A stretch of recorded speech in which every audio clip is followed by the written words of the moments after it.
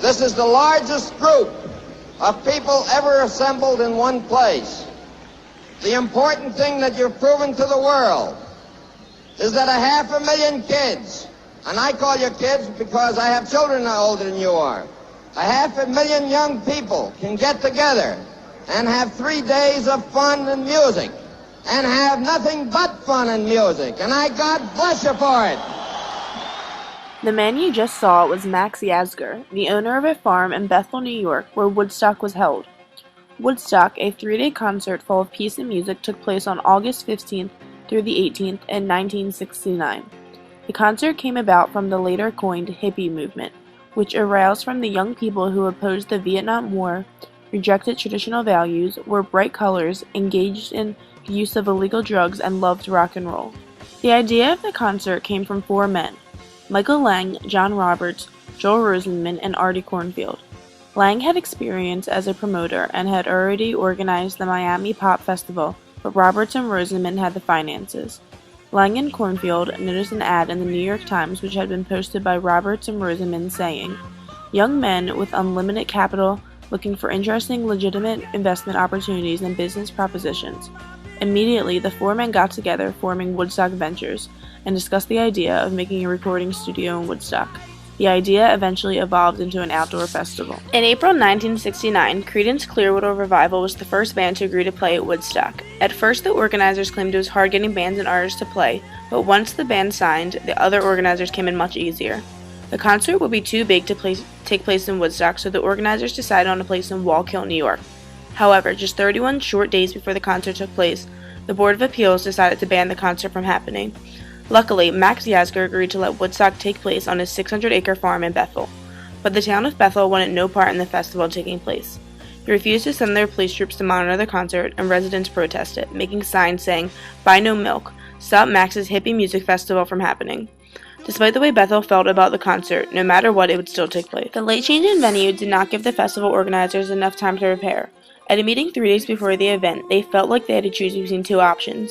One was to improve the fencing and security to keep people from sneaking in, but that may have resulted in violence. The other involved putting all their resources into completing the stage, which would cause Woodstock venues to take a financial hit.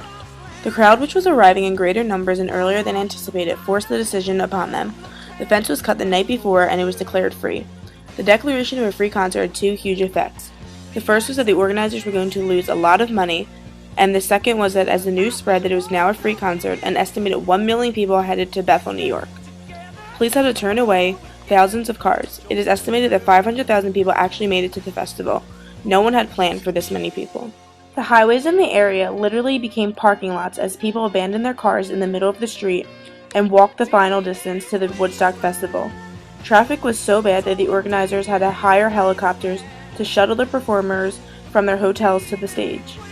Most of the people arriving at Woodstock were young adults, which became the main force of Woodstock. The post-World War II baby boomer generation had created 70 million teenagers growing up in the 60s. Finally, the main attraction of Woodstock began. The music. The day the concert began, the weather was rainy and muddy, adding to the numerous problems, but despite all the complications and changes, the concert still managed to start on the 15th of August.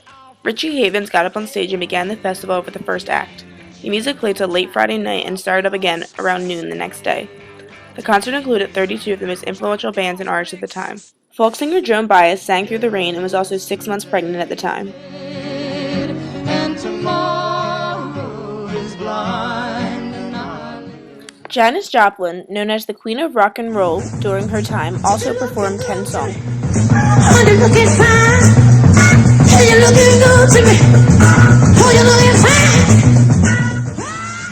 A number of musicians performed songs expressing their opposition to the Vietnam War, an opinion that was very common upon the audience. Being one of them, Country Joe and the Fish had one of their best performances at Woodstock. Well, come on, all of you big strong men, Uncle Sam needs your help again.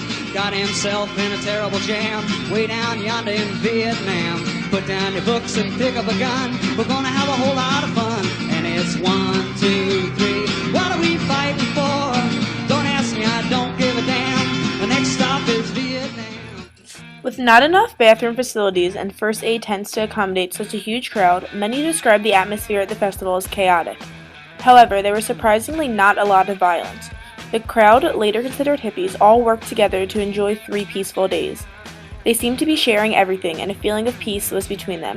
They created different tents for different things, including a food tent, a drink tent, a hospital tent, and a tripping tent. A large amount of the crowd consumed all sorts of drugs at the event, and some overdosed, causing them to trip. It was obvious to everyone on Sunday that the festival was winding down. Most of the crowd left throughout the day, leaving about 150,000 people on Sunday night. When Jimi Hendrix, the last musician to play at Woodstock, finished his set on early Monday morning, the crowd was down to only 25,000. Jimi Hendrix played his own version of the Star-Spangled Banner, and his performance was said to be legendary.